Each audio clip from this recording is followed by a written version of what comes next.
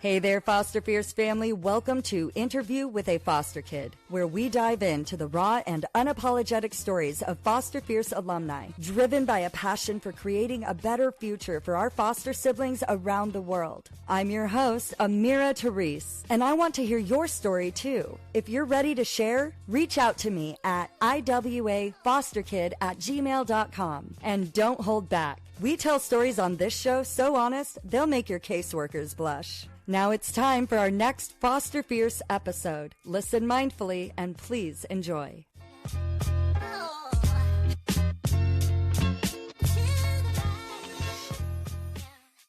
Hey there, Foster Fierce Nation. Welcome back to the show, and a very special welcome as we kick off Pride Month, a time to honor the diversity and resilience and the voices of the LGBTQ plus community. It's a moment for reflection in all of us, really, celebration and meaningful connections and conversations. And I cannot think of a more powerful guest than Matthew Page. He's a speaker, a consultant, and a transformational coach whose work focuses on identity, mental health, and intersectionality. He also is a trustee for the Fostering Network, which is the UK's largest fostering charity. He grew up in the UK foster care system, and he now is an advocate for children in care and serves as a foster carer. His lived experience alongside a really deep personal journey gives him a vital voice in this conversation. He also appeared on BBC's DNA Family Secrets, and I really want to get into that part of it. It's extraordinary. I'll have every link to everything we discussed today in the show. But Matthew,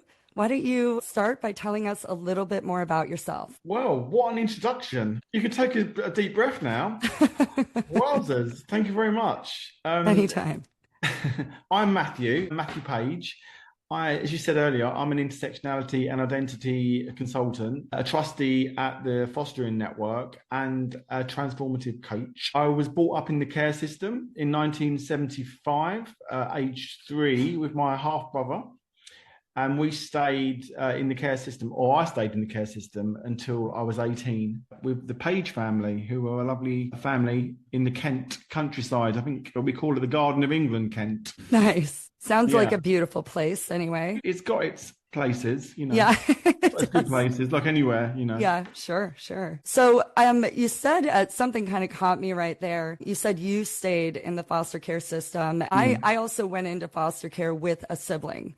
I didn't know that. Yeah, she's 14 months younger than me, but we didn't stay in the foster care system together. And I know that had a real effect on me because I felt like, well, there goes the last bit of my DNA, my familial ties. Can you take me a little bit through that? Just kind of what happened? When were you guys separated? So we were separated when we were put into care. My brother Leroy, I should say, is just under a year younger than me. We were unfortunately separated when we went into emergency care, and my foster mother and father come out to see me in a temporary situation with a temporary foster family. They agreed to foster me, and then they were told that I've got a baby brother, and they only wanted one kid. So they were like, oh, we're going to see the baby anyway, you know. And of course, they went to see my brother and fell in love with him. And they took 2 of us. So we were lucky in a way. We got reunited. Wow, that is beautiful. And we kind of grew up together with the Page family. Well, heroes. They're really heroes. I mean, staying together. I just wrote an article. I haven't put it out yet. But I don't know if you've seen it, but there's a movie or a series that came out in 2013 called The Fosters. I like to say I don't know how I missed it, but I know how I missed it. I was heavily avoiding those type of things back then and just found empowerment in my foster part of the story now or recently. So I can watch these things. It is beautiful. I absolutely recommend watching it, but it talks about the dynamics of being separated from siblings while we're in the system and being reunited. So it might be an interesting little bit for you to watch. But I know that your foster care story, I mean, there was a lot going on in your life just as far as who am I? Not, I mean, a lot of us go through I don't relate to these people, but it sounds like your foster parents or your parents were pretty relatable, but there's still that question, who am I? Where am I from? Can we go into a little bit of how it was growing up? Because I only know from my side on the States. How was it growing up in the UK outside of your own family unit? And how did you find your identity before we get into your exploration into the BBC family secrets? Well, that's the big question. I didn't really have much of an identity. I had to forge out my own kind of identity. Luckily, we had a really good family that took us in, loved us, and gave us, boundaries and love and support. And we had holidays and, all those kind of things that traditional families had back in those days. So we were quite lucky, or we were very lucky in that respect. But obviously, I'm talking about myself, obviously I had a lot of trauma regarding, attachment issues, abandonment issues, insecurity based on those things, lots of impounded trauma that I didn't have a clue I was carrying until I was much, much, much older. And I've gone through therapy, counseling, reading, just so much kind of introspection. Work. Yeah, it's ongoing. I've still got some of those things, I think some of those things will always be with me, but I'm a lot more comfortable in my own skin because I know they're there and I know what they are and I know where they came from. So I can say to them sometimes, go away, shut up. Yeah. It's everything's fine, Yeah. It's all about the nervous system, I think, as well, isn't it? With us foster kids, we've got, I think when we start out in foster care with all that trauma, like I said, a lot of us have dysregulated nervous systems, and no one talks to that about us. No one says, look, your nervous system is this. What we need to do is get it to that, and this is what we're going to do, and this is what you need to do to calm your nervous system, because that when your nervous system's calm, when you're calm, we're centered, aren't we? That's when the magic comes. We're superheroes. But I spent a lot of time over the years working on that, on my nervous system and mental health. Yeah, I'm going to say, I mean, and it is always work for the audience too. It's just constant work. I'm just at a place right now where I can accept that therapy isn't another foster care trap, because I mean, for me, therapy was always entrapment. They were like, this stays between us, this is between you and I, and it doesn't stay between us. So when it's your story, isn't it? It's our story. It's not up to anyone else to say what you can say and what you can't say about your own. Yeah. And well, and in most cases, they would, the therapists were liars. They would tell the caseworkers, social workers, judges, my parents, everything I said. So I was creating enemies in my truth by telling the truth to my therapist. So I had to learn later on in life a new way to trust them. And I'm still actually learning. So just for the audience, it's a constant process. When I was able to learn new techniques to calm my nerves wasn't until after foster care. So I was a nervous child. I had that hypervigilance but it kept me alive in a lot of crisis situations. Well, we develop that, isn't it? It's like stuck in that fight mode, isn't it? Because we're always ready for danger. We're always ready for someone to come and knock on the door and say, right, come on, we're going somewhere else now. And the whole world changes. Everything changes again. And I don't think, unless you've been through that, you can comprehend what that's like for a child, let alone an adult. Speaking of from child to adult transitions and that, I had a great guest on my show. His name is Samuel Dorval. He's a foster carer here in the States. And he was telling me that there was a moment in his life. He came from trauma, he just went through a lot. He's an immigrant from Haiti in a very, I'm just going to say, intolerant country. People, I live here, question me on it, okay? Because it is. But anyway, we'll go into that in a different episode, maybe a different show. But he was telling me that there was this one moment recently in his life as an adult, and he was laying beside his wife, and all he could hear in that moment was quiet. And he told her, he said, this is the safest I have ever felt right now. I've never felt this. Is there a moment in your life when that happened for you? Yeah. It was when I discovered who my family are on the black side of my family. Wow. It was when I felt that connection, and I had that sense of belonging. Even though I had a sense of belonging with my foster family, it's a different Sure. thing. It was at that moment that I felt a sense of belonging. I love that. You know what? I just kind of want to go into that because I know I said we're going to skip to the BBC stuff. We'll do that at the end, but I think it plays really well into the struggles searching for identity. I don't think people understand that. Maybe a distracted kid in foster care is searching. Maybe a distracted kid in foster care is distracted because nothing around them reflects anything about them. So I do kind of want to go into that part of the dynamic a bit. You were on BBC Family Secrets, and what a show. First of all, to my audience, you have to, the link is going to be in the description. I went through so many emotions, ups, downs, overwhelm, anxiety. I was like, oh my God, what are they going to find? Please find something. I mean, just waiting for the answers, telling this story, how vulnerable. Tell us a little bit more. So I was sitting at home in lockdown, the last lockdown, and I saw an advert for the show. Does anyone want to test their DNA? Have they got any questions? So I sent the BBC a little story about myself, growing up in foster care, not knowing who my dad was. Wanted to know that if he was Jamaican. The only information I was given about him was that he was his name was Derek, and it was from Jamaica, and that he drove a van for British Gas. And that's all I was told. So I wanted some confirmation on that because, you know. So skip forward. They agreed to get me on the show. They sent me a kit to do my spit test for the DNA. And then my partner Raphael and I went down to Leicester to meet Professor Turi King, who gave me the results, which were that my father wasn't from Jamaica. He was actually from the Seychelles, as you know.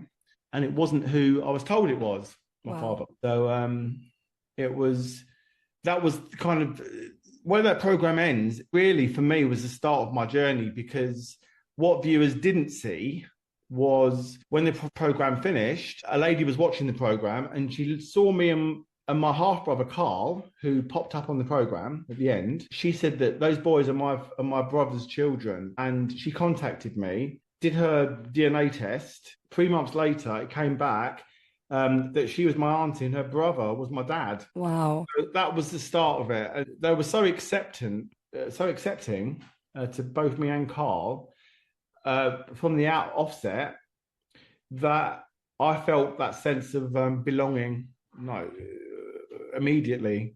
Yeah. And that sense of connection. I don't know, it filled parts of me that I didn't know needed filling. Right. That's the only way I can describe it, really.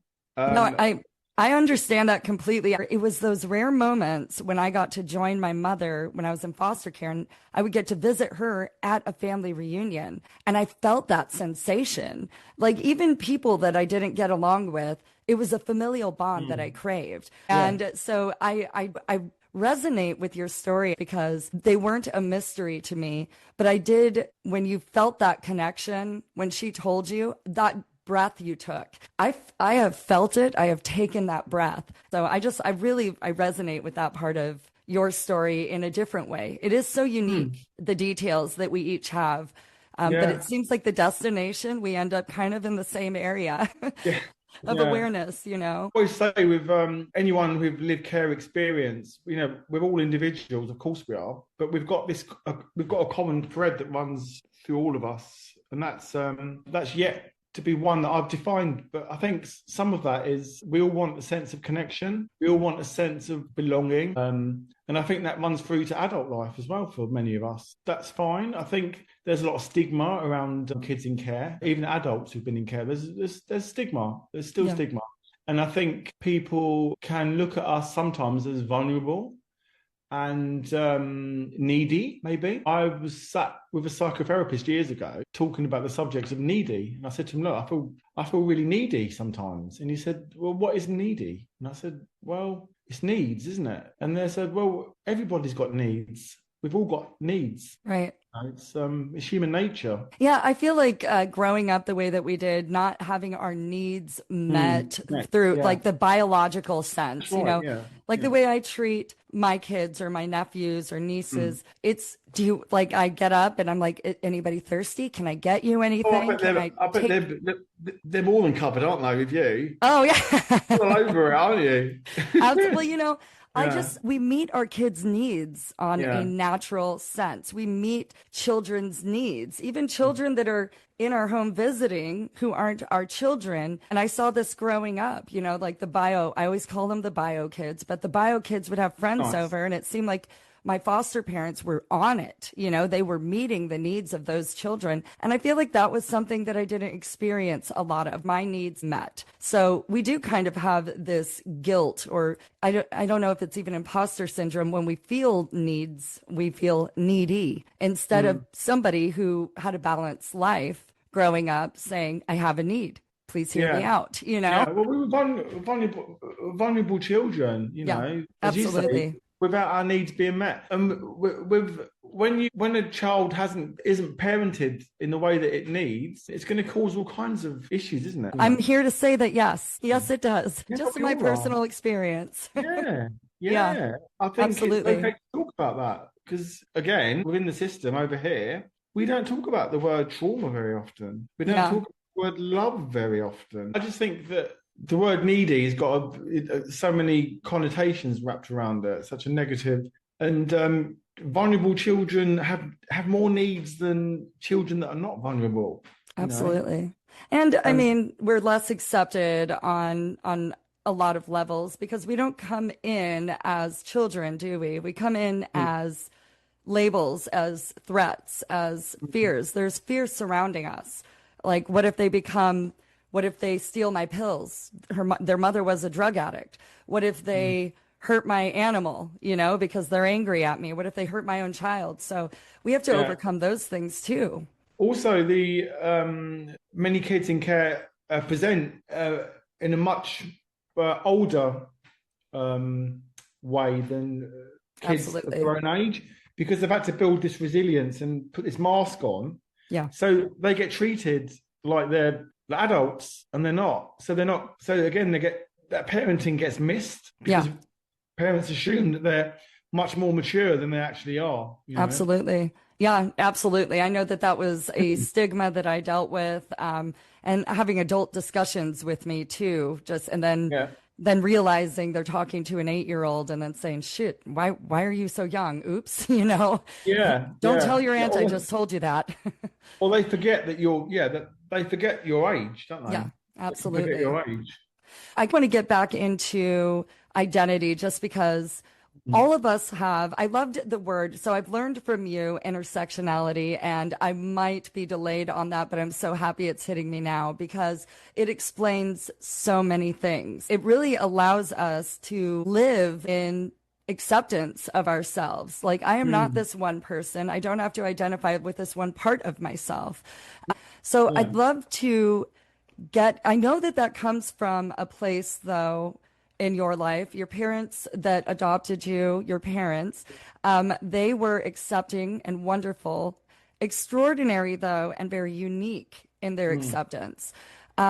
If you don't mind, could we get a little bit into how it was discovering your identity, your LGBTQ identity in foster Sure. care?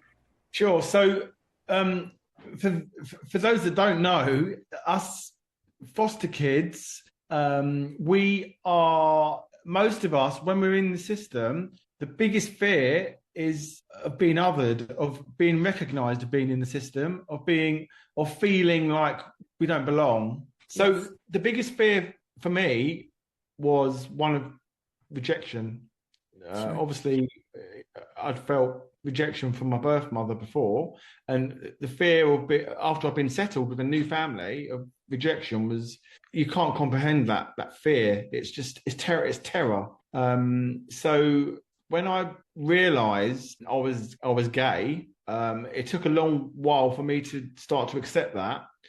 And I didn't think in a million years I could tell my family and my foster parents about that through fear of being rejected. Sure. That was terrifying. And it wasn't until I'd left home at 18, moved to London, to the heart of London, which is another story altogether, that I felt really alone in the world for the first time, really alone. And I felt, I don't know, really uncared for. Sure. And I thought, you know what, I need to go back to my parents and tell them, because they don't really know me, because I'm not being honest with them. They need to see me properly and to know me. So I went back to Kent, and it was terrifying. And I spoke to my foster mom. She said she knew I was upset because I was crying at this point. And she said, "Oh, come upstairs, come and sit on my bed, and you can tell me anything. Come on." Because I used to do that when I used to live at home. I used to go in there when she, after a night out or being at the pub, we'd go there and she'd be sat on her bed reading her book, and I'd sit on the bottom of her bed and talk to her about the day and my problems. Or so she said, "Come on, we do that." So I went upstairs, sat on her bed, and I said to them, "I can never ever tell you what's on my mind." And she said to me, "Look, you're my son. I love you. If you've murdered somebody, you need to. It doesn't matter. You need to tell me what it is." So I said, "I'm gay." And she went, "Oh, thank God for that." She did. She said, The other scenarios were just too bad. She said, I thought you was going to tell me something horrible. And she said, "Do you think I've lived my life and I haven't got gay friends? I don't know gay people." Yeah. So, oh, okay. What a relief. So that was the coming out story, really. Yeah. I mean, but what a relief, because I mean, and I just don't want to take away from the years you didn't have that relief, from the years that it was inside of yourself and unable to be expressed, and add that to the fact that we have to lie that we're in foster care, because that's an embarrassing story, or somebody might ask questions. And I don't want to tell you about my father. I don't even tell my therapist. So I'm not trying to open that door of interrogation. I mean, I'm so grateful that you had that, because what a burden to add to all of the other burdens to have to harbor that. It was amazing, yeah, and I'll never forget that. And I think that conversation, what I've just said to you, I think that was nearly word for word, because it's kind of ingrained in me. So if anyone's out there with gay children or LGBTQ children, or that, you know, you've got to be really. It's really important to be supportive, even if you don't understand it. You need to go out there and get the information. It's all out there. Yeah, absolutely, it is. You know, whatever. But it's there, and it's really important. The way you handle it will live with them for the rest of their lives. So it's a huge responsibility for a parent. Yeah. But you know, isn't parenting a huge responsibility anyway? But sure. Yeah. Those ones, you know, around LGBTQ, you know, it's in foster care, it's huge. It's huge. And I want to say to our audience, Matthew is starting a YouTube channel called IamMatthew. We need to bring people over to it. And these things that he talks about, his mentorship and advocacy in his life, will all be there. So when eventually. He says, eventually, it's brand new, but the content just based on everything that I've, seen following you so far, Matthew, I highly recommend for our siblings, our alumni, to go over there and to check it out. It will build slowly. And also, if anyone wants to follow me on Instagram, it's at IamMatthew's story. Absolutely. And any links he brings up today, I'll put them right there in the description of this video. I'll make sure you guys have all the information you need to follow Matthew on all of his platforms. But your story, to me, the most extraordinary part is what you're doing with it. So a lot of foster siblings out there and alumni, we hate the word resilience, because it almost puts us into this bracket of, or overcome. And I like to say, you're not overcoming anything. You're doing exactly what you were going to do. You were doing exactly what you were always meant to do. You just didn't let anything get in your way. And the extraordinary part is finding purpose through all of these things that create meaning in our life. And when I started looking at my foster care journey and my issues with my mother, things like, you know, all the issues as chapters in a really meaningful book that I'm writing, I was able to find empowerment through that and become an advocate instead of a triggered fanatical person, you know. What kind of helped you do that? What pushed you into action to say, I'm going to be an advocate, a mentor? I knew that I was suffering. I knew that in some shape or form I've been suffering, growing up in the system, leaving care, and I was desperate for answers. I was desperate for peace, and I knew that every time I found an answer to the way I was behaving or thinking or feeling, every time I found, you know, some kind of answer to that through therapy or reading or whatever, that I got a sense of healing. And so it's kind of a desperate search to fix, even though I don't feel broken, it's like a desperate search to find the answers to feel better. Yeah. You know, some Absolutely. people might go and self-medicate with drugs and alcohol. For some reason, I didn't do that. Thank the skies above. But I think for me, it's just I've got this sheer determination just to find the answers, and I found a lot of answers.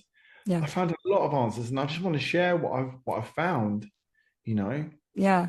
If that helps one person, you know, it's great, isn't it? I know that you've already helped me, and just our first encounter, it really resonated with me. But I know that you specifically that resonated. I'm going to tell our audience what happened. So I'm a new podcaster, right? I had Matthew Page on my show, and I had a couple of technical issues, so I couldn't share this part with you. But Matthew asked me a question, and it stunned me. I'm a podcaster. My voice is my talent. I'm never at a loss for words. But it stopped me in my tracks because what you said to me, Matthew, was, has anybody ever told you that what happened to you was not your fault, that it was wrong? And I want to let you know that I'm sorry that that happened to you. And you said it in the authenticity, it caught me off guard. I was just like, no, nobody has ever given me that sentiment. They have never given me that grace. So I just want to talk about the part of you that said that. And I think that a lot of our audience would like to hear more about that mentality because it affected me. I've told my therapist and it's okay. I sure did. I told her, I was like, I've never been asked that before. And so what did they say? What did they say to you? She was like, that's an amazing question. I can't ask that because I don't share your experience. I said, well, I don't think it's about who does. I think it's about the way that he did it. It's not about the position that you're in. It's about the level of authenticity you're feeling when you say those words, because they can feel a little patronizing to some people, some of us. But it was your pure authenticity that still resonates with me today. Thank you. And I want to share that with our siblings. So if you could go into that sentiment with them, I would love that. Well, I just feel that, you know, we need to take responsibility as a society for these children. And, you know, who's going to sit them down and say, look, what's happened to you should never have happened to you. I'm really sorry that's happened to you. And I apologize, you know, for that's happened, you know, for that happening, because I think what it does, it gives a child a sense of acceptance that what they've gone through shouldn't have happened and it wasn't their fault, and someone's taking ownership of that. It might not be that person's, like when I apologize to you, you know, I had nothing to do with your upbringing, right? But just to have someone to say, look, for this moment, for this intimate moment, I'm gonna hold that and take that responsibility, and on behalf of that, apologise to you. Yeah. and say that should never have happened. It doesn't hurt anybody, does it? It didn't hurt me to say that. It didn't. But what did that make you feel to have that apology? How did that sit with you? It was for me personally, it Mm. was this stunning act that gave me an instant of relief. I know you said, we sit down with children. I wish somebody had started with me at that age, but I feel like you did apologize to me for the system as a child. And it really helped me. It helped me reflect on that day. That day, I wrote like a machine. Wow. I'm not even kidding. I wrote so many pages into my memoir, but it was the sense of relief. I think in that moment, what I felt was what you said, an acceptance. Somebody else noticed a Yeah. validation. It's Somebody not on else your noticed it shoulders, was is it? wrong. Right. Yeah. And, Yeah. when we're foster kids, we scream our truths and Mm. nobody listens. We are minimized. We are, what we say is contorted. And to the point where It can in a be, lot yeah. of, yeah, we sort of start to shame ourselves out of ever even expecting an apology, and we become the labels. We become the reason. In my case, it was easier to become the labels than to just not be liked for no reason. And that's kind of what happened to me with the society that raised me. So yeah, it was a relief, is what it was. It was a validation. A validate, Yes. that's a great word, a validation. And I think that's the key there, isn't it? To Yeah. validate that Yeah. everything you've been through, you shouldn't have gone through, and that there's someone there that's sorry that you've gone through that. It's Absolutely. yeah, it's powerful stuff, isn't it? Yeah. And It's I'm powerful just so stuff. grateful to have you on the show because even just sharing this segment, this part of it with our audience, if you have nobody who has said it to you, say it to yourself because you did nothing wrong. Okay. And what happened to you was wrong. Whatever it was, different details, same destination. We're all Mm. here. We're all trying to discover ourselves. We're trying to heal, aren't we? We're trying to Yeah. heal from things that were nothing to do with us, that were imposed upon us, you Yeah. know. And Yeah, we've had to live absolutely. with that, with the consequences of other people's decisions. Or Absolutely. I do want to get into, because I know it was new to me when we first discussed it. I want to get into intersectionality and what that means. mm. I'd like our audience to understand it a little bit better and who it embraces. Well, I'll keep this simple. Intersectionality is basically, it means that we're not the sum of one part. So, for example, I am a man who's got a dual identity. I'm gay. Got lived care experience. So those different intersections make up or help make up me and my identity. My identity is not as a gay man. That doesn't define me, or it doesn't. My color doesn't define me. My gender doesn't define me. But those things put together make up your identity, or they help to make up your identity. Hmm. And we've got so ingrained in looking at the different in diversity, equality, and we look Inclusion. at Yeah. all inclusion. We're so ingrained in looking at one thing, whereas we should be looking at ourselves as a whole Yeah. and each other as a whole, and that makes us unique. Yeah. Those things make us unique. So we need to be celebrating the intersectionality in us. You know what strikes me in that is kind of the irony of the people that are intolerant to it because we are all intersectional. Yeah, We all of all us. have something. And Yeah. if we defined ourselves as such, we are all unique and not that different because what we have is this commonality of being many things. I think the people that I find that I've spoken to, and in moments of intolerance in my life toward things, what I was feeling in those situations was distance from that person and not a kinship, not a Yeah. similarity in the world, Yeah. right? And when we're intersectional and we Yeah. can say, yeah, oh, wow, me too. These are all my Yeah. parts. Yeah. It really does kind of create a unity, doesn't it? It Between does. everyone. Yeah. It does. Certainly breaks down barriers because there's the thing about lots of these different groups, these diverse groups, are they're quite secular. They're stuck in it's us against them and them against us. And Yeah. it doesn't need to be like that. You know, you bring it all together. Yeah. Well, I mean, even the people in, let's say, a church, they think, no, I'm a Christian. And this is not, by the way, to my audience, absolutely not an attack on Christians. You're the first example that came to my mind. But as a Christian, if you're watching this and you are one, is that all you are? Or are you many other things who also practices Christianity? Yeah. I feel like if we looked at ourselves as not just one thing, that, like you said, that secular nature, that secular mindset, maybe we're not a Christian in this conversation or an atheist in this conversation or whatever, shutting down the other side. Maybe we're intersectional. Maybe that's just a part of you. I think if we start looking at our parts as opposed to apart, I think that those things can change everything. Absolutely. How we relate to each other, our relationships. So did you know, for example, that there's only one cure for racism? What is it? I need to know. Let's spread it. DNA test. So most of us, all of us, we come from Africa, don't we, really? Yeah. It all goes back to Africa.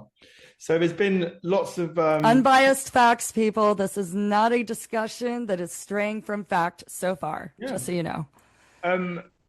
So there's been lots of evidence to prove that when people who claim to be racist have their DNA tests done and they can see their ancestry, that it changes everything. I bet it would. Because we all lead back. Yeah, we live under a very indoctrinating leadership that wants to make us ignorant and fearful. That's what I think I love. They want to dumb us down, They sure do. And I think that's why when you mentioned intersectionality the first time we spoke, my brain went everywhere that day. I thought of teachers and their classroom of students who think, you're not a mom, you're not a sister, you're just a teacher. You don't have a life outside of this, you know? And I know that was my mindset. When first time I saw my teacher at a grocery store, I thought, what are you doing out here? They go shopping? Yeah.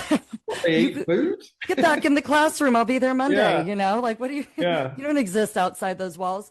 So I think that my brain went everywhere and I thought of how fluid that term really is and how if people could embrace it, I feel like they would open more doors inside of themselves, more acceptance for themselves and be able to accept more people. To be more tolerant of each other as well. That's right. Because, I might look at you at face value and see a woman. But when I get to know you, I start to see your intersections. I find out that your, lived experience. Oh, wow, that connects us automatically. We've got a connection there on that. That's right. So we go to that, don't we? And then we discover the other intersections about each other. So now we're talking about my intersection, LGBTQ. Yeah. Because initially we got talking because of the lived care experience. Yeah. So it opens up this whole wealth of this, fascinating world. Yeah. I love it. Yeah. It's so much better than just shutting things down that we don't understand. I'm all about that infinite wisdom and knowledge. But you do something with yours. You spread it. You're a mentor. You're an advocate and a trustee at the Fostering Network. I want to hear more about that. There's obviously it's an absolute honor to be asked to join the board at the Fostering Network. As you said before, they are the leading fostering charity in Great Britain. To go from a kid in the foster care system to be sitting on the board of trustees, I believe that I'm I don't know if I'm the only person with lived experience who's been on the board in the past, but I think I am at the moment. So, but anyway, to go from foster care to the board of trustees at the Fostering Network has been a huge journey. But I'm really proud of myself for getting there. And I'm proud of you too. I'm really proud of you. Everything. Thank you. That's really sweet. Now I just feel like I've got a lot of work to do now. Now I've got my feet under the table. I've got a lot of work to do. Absolutely. Yeah. And it just seems, doesn't it seem once you get in it, like, I don't know about you, but when I first got into this, I had a clear plan, and it was a hero's plan, and it was executable, and I was going to execute it. And then I Yeah. started this, and I'm like, whoa, there's so much more to it. There's so many more Yeah. levels and layers There of are. where I'm It doesn't. needed. And, Yeah. the things that just emails, just reading comments, just reading what Mm. people need out there. Every single one inspires a new article and a new movement for me. So, I mean, do you ever get to that feeling where it's like you came in Yeah. thinking, I know what to It's do, and now you're yeah. like, this has changed? Well, I think where I'm going with my work in the foster care world is for the LGBTQ plus foster parents and the LGBTQ plus children as well. Because let's not forget, there's lots of children growing up now. We're in a different world over here. There's lots of children now that are comfortable to talk about Yeah. how they identify at a really early age, because there's been a lot of work around in schools around homophobia and transphobia. There's a lot of awareness now. So a lot of kids, especially where I live, it's quite a nice area around here. But so maybe I live in a silo, but it's the norm. How does it feel when you're advocating? I know we can't go into specifics about the kids, but kind of having that contrast of what you went through, and then how much openness there is around it. How do you advocate around that contrast? It's lovely. It's wonderful. Yeah. It's wonderful, and children are taught their rights. Now as well. I had a kid turn around to me and say, "You can't talk to me like that," and it's like, well, actually, no. I shouldn't be talking to you like that. I love that. Those kind of moments. And there were so many different moments when I was fostering, because we had a little boy who identified as a transgender and bisexual and then gay, and they were 10 years old. So, those things to me weren't a big deal. And it's like, great. Those things are great. And we'll get there when we get there. When you get there, but let's go and have fun. Let's go and enjoy ourselves. Like every other 10-year-old, let's go and have fun. And when you get to your sexuality, we can talk about it. But it's not let's celebrate you being a kid. And have fun.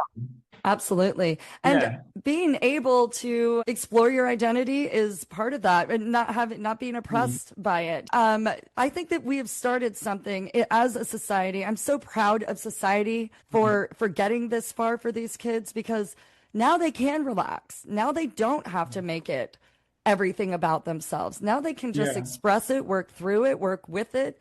If they're lucky, there's still lots of kids that can't, though, aren't there? But there are. But society is growing where our leaders seem to be stalled. So I am grateful for the people that I encounter, because these conversations aren't weird. They're not taboo anymore.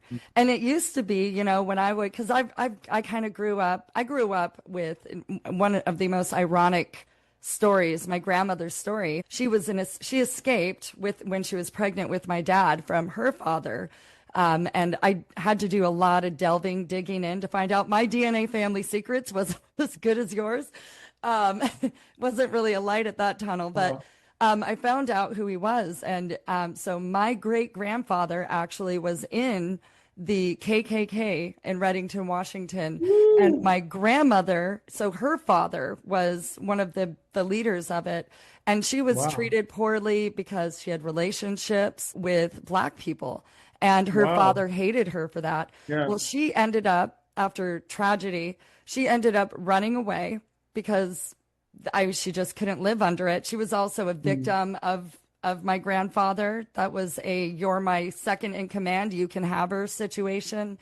But she ended up finding a guy in the Air Force and ran away with him. And the irony of it all is they got stationed in Africa. So the first 13 years of my dad's life, he just remembers growing up in Africa, just off and on, and so what a slap in the face to a racist. I absolutely love that story. So I grew up in a very tolerant home. My dad was also very ethereal. I didn't grow up with him, but with parents who were so ethereal, so hippie, that there was no discrimination or racism or anything. I also didn't grow up in society. So when I hit society, when I was 18, I was dealing with nothing I knew was real. Nothing I knew. Everybody hated somebody. There was always a reason. Yeah. I They're all thought set I against was each the other. other. Being a Yeah. foster kid, I thought was the most discriminated thing Mm. in the world because that was my perspective, and nobody brought up anything ever. We were Right. segregated into, the white families. Mm. I had one experience, and it was ironically the best one, a 2 week. But the point is that growing up like this, the way that we grew up, don't you feel like you kind of paved the pathway a little bit with, with our pain? Absolutely. We, And yeah, these very conversations, we're still doing it. yeah. If someone picks up one thing from this podcast that we've spoken about and goes away and remembers it and passes it on, it's Yeah. worth, this conversation's been worth it, hasn't it?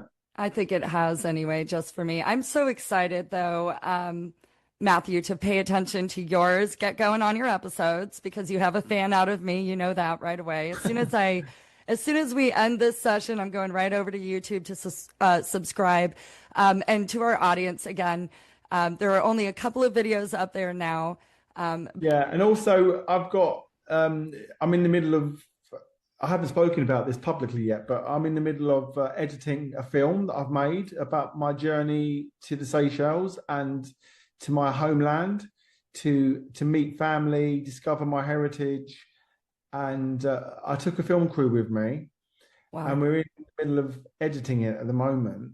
I'll keep That's you posted on that exciting. as well. Editing Yeah, means update soon, maybe? well, maybe. Maybe. Yeah, Okay. All right. Well, if you keep me posted, I'll keep my audience of posted course for I will. sure. Yeah, yeah, Absolutely. yeah. Matthew, I am just, again, so very grateful. Thank you for Me joining me and too. for Mm. representing something that is so important today in society. Just representing advocacy and compassion and understanding. And I think that Mm. if I were going to describe you in 3 words, that's what you would Oh, represent to me. And I really appreciate your presence. And I know that you're going to affect a lot of people, and in such a positive and powerful way, like you have already affected me. So thank you again. I'm oh, so thank grateful. you. Thank you so much for seeing me and hearing me Absolutely. and having me on your show. And I just want to say to our audience, to all of my foster fear siblings out there, keep doing your thing. Keep being exactly you. I didn't make any changes while I was hiding. I lied about being a foster kid. And I'm not saying out yourself now. I get it. We have a moment in time when that's appropriate for us. But it wasn't until I accepted every single part of my intersectionality that I Yep. could come out and be powerful, that I could have a voice, and that I could reach you guys. And it's been an amazing, I'm only 4 months old in this podcast realm. And I'm going to tell you the outreach, and it's been cathartic. It's been beautiful. And I just want to really encourage you guys to go out there and love yourselves. Be 100% you, because that's how you pave the It gets pathway better. for. That's Mm. right. And it does get better. Before we leave, Matthew, would you like to say anything to the audience? I'd just like to say that if you're out there, you're alone and you don't know where you are, you need to find your tribe. And I think, Amira, you're a really good place to start. Absolutely. And a willing place.